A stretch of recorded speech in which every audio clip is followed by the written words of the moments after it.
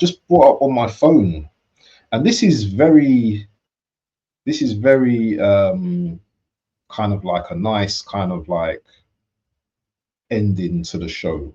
Um, it's the 77th. It's the 77th anniversary of the Empire, the Windrush arrival in Britain. You know, these people that are sorry, our our great grandparents, great grandparents, 77 years ago, they paved literally the way for me and you know, to be talking on this podcast right now. Who knows? We may have been brought up in the Caribbean, may not even have a platform. But I just thought it's a very good, um, very good way to go out and just showing our respect to our grandparents, to our parents, yeah, because our parents, they had it worse. They had it a lot worse than us in certain situations. When we talk about violence against us, maybe not black on black crime, but maybe like racism and stuff like that. What would you say um, about the Windrush before? And actually, in your name as well, Monte. Maybe you want to give us a little bit of background about your name as well, because I know you're a guy that is very versed on Caribbean history as well. So, what would you say about the Windrush history, just to educate the people? Well, my name is a play on the Empire of Windrush. That's the boat that to this day is crazy. June the 22nd. We didn't even think about that, but you're right. It's the anniversary when that boat, the Empire of Windrush, came and docked at Tilbury in Essex, bringing mainly Jamaicans, some passengers from Trinidad and Barbados, and I think other parts of the Caribbean as well. But I think about 55% were from Jamaica. And my name, Monte Rosa, is the original name of that ship. So that was when it was a German ship. That's what it was called. It was an ocean liner. Yeah, it was an ocean liner. I didn't even know all this. I didn't know about that. It was a German ship, and then during the World War, it survived, and the UK seized the ship like this T-fit because it was a good ship. So I realized that, and they changed the name and whatever, and it was wow. Yeah, look at the history lesson, man. Yeah, man. So yeah, that's where the name comes from, Monte Rosa. It's definitely always like a reference to our heritage, and you got to think about it, man. We're proud, isn't it? We can be proud of this, isn't it? We can be proud of this moment, isn't it? This is what makes us different from other immigrants. It's not a competition, but we was invited to come here to rebuild the country after the war, and we were sold not a lie, but we had a different impression because we had because we were not subservient, but because we respected the mother country, people were happy to help. So they came here and they thought in their imagination like the UK would be a certain way, and when they got here, it wasn't, because it wasn't friendly. That's one thing. It was dark and grey. They maybe thought it'd be just like the Caribbean. It was cold. It was damp. People looked different. The customs were different. And as we all know, they weren't welcome. It was difficult for people to find places to stay. People were rejected. No blacks, no Irish, no dogs, and all of that. So they had to form communities. And when one person got a house from a good landlord, maybe 9 people moved in, or 2 or 3 families moved in, just so they could have an address, so they could get a wage, so they could go to work and save some money, so that they can then find a property, and then they would help people come over and do the same. So it was a community thing. And then we've spoken a lot about culture, but I think some of the times what's missing when we see the negatives is community, because community is there, and we spoke about many things that are positive today that involve community. But that's what we had, and we should be proud, like you said, because we was like, we took a lot of the bullets, not literally bullets, but like when I look at other immigrant communities that come over, and they get put in a particular place which is diverse. I know that one of the first, if not most of the time, one of the first communities that were there was the Windrush community. And we had to show people we're not going to be walked over, and we're actually going to get your respect. And sometimes there was riots, there was race riots, but a lot of the times we came in and we were accepted because of what we did, because we created industries for people, markets, you know. They had the food maybe that our matriarchs wanted, you know, the yams and the provisions and all of that sort of stuff. And then the male, maybe, you know, they set up, you know, their own businesses, or they worked on public transport and they got to know the people and stuff like that. So we integrated quite well. And yeah, we've had some difficult moments, like you said, some you know, it's still up to this day, you know, there's up to this day, come on, yeah. Never accept it. But one thing they have to say about our culture is it gets adopted, and their children, like you said earlier, you know, when we were younger, it was just us in Caribbean restaurants. You know, there was other real types of restaurants now, because children are used to diverse cultures. Now, other cultures will be able to form restaurants, you know. There's more African restaurants now than I can ever remember, because their cultures thrive in Afro beats. Every kid's listening to that. Yes. You know? That's not just in this country, around the world. That's massive, you know. So all these racists, all these people that can moan and chat nonsense, they can't deny that they're dying breed, right? But we still got to deal with politics. We still got to deal with governments and foreign policy and stuff like that. All that's really subtle, like visas and not letting any people in and all of that sort of control. But nah, take it back to the Windrush, man. We've culturally changed this country, you know. It's a great way to sort of end it, because we are talking about the culture and the Windrush culture. You'd have, what would this country look like? I remember a lady saying like all the clothes are like grey and brown and white, and like you could tell a West Indian because they had like red. They'd wear like more the colors they see in their environment, the fruit, the flowers, the sea. So they wear blues and bright colors and stuff like that in the summer. And like she said, that fashion never existed in England. Do you know what I mean? And it's like, it's interesting. You know, we bought that, we bought color, we bought radiance, but the music, the food, you know, can't deny it. Like we spoke about the fashion, the way we dress, we make things cool. People want to be us, people want to dress like us, speak like us. You know, you got one idiot, you know, who's saying he's 1% Jamaican and all of that. Like he's trying to fool himself. Like he's trying to get, you know, he's trying to be something. Like that's maybe an edge case. Not everybody is like him, but there's something about elements of our culture that people want and they're attracted to, men and women, you know. So and we should embrace that. We should embrace that. Yeah, it starts with the Windrush, and it's a good thing because it's helped, like I said, bring other cultures in. It's helped other cultures feel like, oh, like London is multicultural, you know.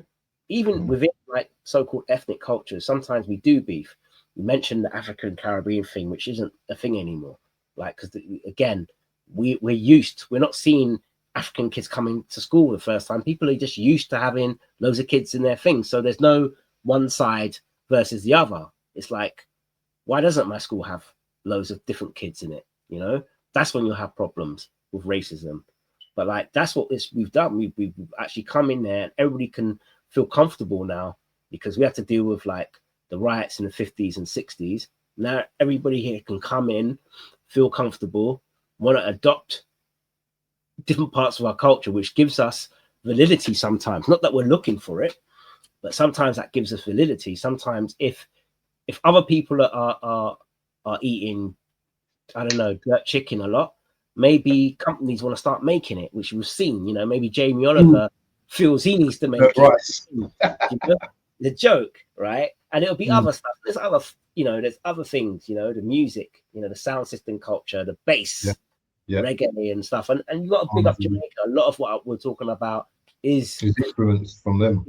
Influence, like, you know, there are older cousins in the Caribbean, you know, big cousins, you know, but they came over here and they rep that because, like I said, there's mostly Jamaicans on the Windrush, right? So their culture It's only a small island. You know, they don't like that term sometimes, but it is. When you look at the maps, it's only a small island. It's 1.8 million, but not just in this country, around the world, culturally, it's just a creator and a gatekeeper of trends and influence. So now we've got a lot to be proud of in the UK, man. Definitely, and like the way this country is it's in a better state, not just because our parents worked in the hospitals and public transport, trains, factories, manufacturing to build the country up, but it's in a better position because you can't fool people anymore. You can't all this Great Britain and Rule Britannia. No, people from all over the world are here, and you get to realize the truth. And you can't say, "Oh, we're better than them" and all of that, which is where you get a lot of ignorance and hate, which unfortunately people in less diverse areas still got. But it will matter of time when people start to spread out, and you're going to have the same thing where you're going to have problems with racism and whatever. And that's why it's difficult. You know, someone said to me yesterday, "I need to leave this country." I couldn't even reply to him because I was thinking, I'd love to, you know, but there's a part of me that I don't want to because of what the Windrush went through. They didn't do all of that just for us to go. Yeah. Do you know what I mean? So that's my thoughts on it anyway. Yeah, man. I totally agree with your sentiments and everything. Do you know what I mean? I'm proud of what our parents have achieved, coming to coming to this country. You know, there's a lot of positive things that we can gauge from the Black community in itself, also from other communities as well, because you know we've got the Asian community, we've got the Arabs, we've got the Colombians, we've got so many different communities that have integrated their culture with us as well, and we've mixed the cultures all together and something like a melting pot. But before we drop off, on a big up Tone's coffee shop as well. If you want to talk about culture, Tone's coffee shop, yeah, he's got it all, isn't it? Tone's got everything. He's got the culture locked in. He's got walks of all life, sitting down eating coffee. I mean, drinking coffee. You can go into his store, his shop. I might be speaking to a scientist one day. Next day I'm speaking to a rapper. Next day I'm speaking to an entrepreneur or something like that. So we've got to big up Tony as well, because he is someone that I would say is the culture. Not a lot of these other guys that being negative and stuff like that. Tony is someone that definitely reps the culture. Yeah, for real, man. Big up Tones. Be good to check him out. There might be something with him in the future in terms of a live from the coffee shop. Yeah, we're gonna get some guys on here, because the first thing I went into on Instagram messages, and someone goes, "Who's on your podcast today?" So it's like they're almost telling us what they want, So they want to see probably people that come on that are that reputable or something like that. But we're gonna build up with our people first on here, because we've got a lot of probably artists and streetwear owners, entrepreneurs and stuff that we work with already. So we're going to get them on first and just have a general chit chat, Yeah, man, it's about stories. It's not always about names as well. Yeah, exactly. You could hear the same story because someone's a big name. They've been on 5 or 6 pods and whatnot. It's the same story, and it's about. Bro, sorry, bro. You're gonna know who this is. David Lawrence, former England Gloucester fast bowler, has died at the age of 61. Ah, that's sad, man. Yeah, I know who that guy is. He had some illness. I remember him. Motor neuron disease or something like that. Oh. Yeah. He was in. I think they used to call him Sid. Yeah, he's a nice guy, man. I mean, not that I met him, but I've seen him on TV. If one of the old school, one of the first Black players to play for England as well. I think after Devon Malcolm and the first one, I think he would have been the third. So he's actually these are elements of the culture that mean something to me. You know, if your parents are from, I don't know, Syria or Afghanistan, but you feel part of the culture, then yeah, cricket probably isn't your thing. Although Afghanistan definitely is, but you wouldn't know a David Sid Lawrence. But man, sad news, may rest in peace. You know, that illness is not nice. You know, not that any illness is, but obviously when it's your brain and your motor skills, you need care, and it's difficult for the family. It's not a great situation, but I know that they were raising a lot of money. I think his former club had a day for him recently where they all wore pink or something, and all the fans wore pink, and they raised a lot of money. So hopefully that will help the family and help the research into the into the disease. But yeah, that's kind of sad. But yeah, we're definitely going to try and get some guests on here, man. And, like and also some content as well, you know, like reviews on, you know, like what's going on, you know, like probably do some clips that we're just like looking at, you know, speaking about, you know, things that's going on in the culture as well. Because I just seen something from Bouncer. The police took Unknown T's 225 grand chain, but that's for another day. That's yeah, I saw that as well. But you know what you just said as well, like we can review a lot of some of the things we can do is like that we were doing on the blog is just reviewing some of the film content that maybe goes under your radar. There's always something to talk about. There's never a dull week in the culture. There's never probably a dull day in the culture. We know that. We don't always need to talk about what everybody else is talking about, but sometimes you might have to, because you might need to put.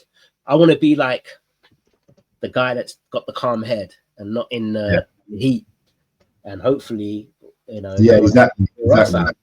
You know, but we will get drawn out. Don't worry about that. We will get drawn out. But as far as I'm concerned, is it all publicity is good publicity?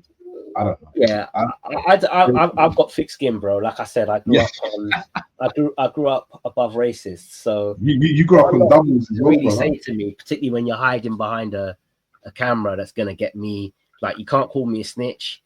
You can't insult me personally, because none of you know me. So you can just say nonsense. Like, you know, I could tell you a story. I won't tell you a story because I don't want to. Next time. Keep your your stories, bro, because I'm sure a lot of these guys are gonna want to hear the stories, man. I know you're a man that grew up on punch of cream, and do you know what I mean? All that doubles and rotis, and you know what I mean, and all them things there as well, man. So big up to you anyway. But Monte, we're gonna wrap it up now. It's been like, bro, it's been over 2 hours, bro. I can't believe it. I mean, you know, and what's scary is my maths ain't good, because I thought, oh yeah, 2 hours, that'll be like 12. But, you know, look at the time now. It's unpredictable. It's very unpredictable, bro. Because unless you know, if you limit to an hour, then you limit to an hour. But because this is our first stream, I think we wanted to get a lot of our ideas over to the people. We also wanted to introduce ourselves as well, because this is the first ever podcast we've ever done together. So, you know, I mean, it's been good. But listen, people, this is the first time I'm asking right at the end of the show, make sure you smash the like button. If you're new, make sure you subscribe. You're gonna have to get used to saying that, Monte. Nah, but it'll roll off the tongue, man. You know, you gotta like, share, subscribe, comment, man. That's what it's about. All of that. But people, this will be up on our website as well. I've actually put it on the website already. So people, we're gonna anyway. I'm not even telling you what we're going to be doing next anyway. But listen, people, just keep your eyes open for more content coming your way. But anyway, people, we are going to enjoy the rest of the sunshine on Sunday, and we are out. Peace.